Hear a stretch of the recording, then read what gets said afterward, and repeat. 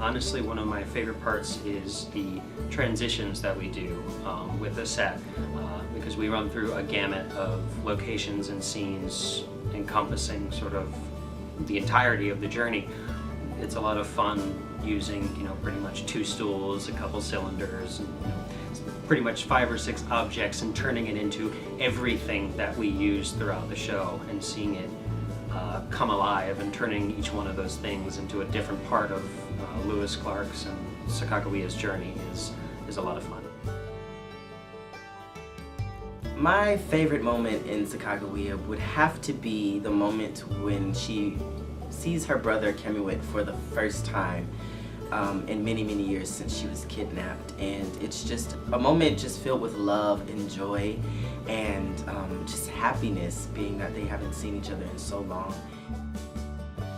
What inspires me the most, I think, would be the idea and the practice that Lewis and Clark had that was exploration without conquest in terms of exploring the Western United States. There wasn't a whole lot of fighting. They very much had this idea of camaraderie and trying to trade and assist. It wasn't about taking land from other people, which I think is remarkable for the time period. As the director, I always try to do the same thing for every show, and that is to create a cohesive unit among the actors so that we tell the story sincerely and honestly.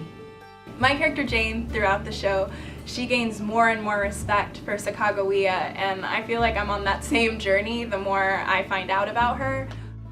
What I hope audiences take away from the show is the idea that history isn't dead, that it can be a living, breathing thing.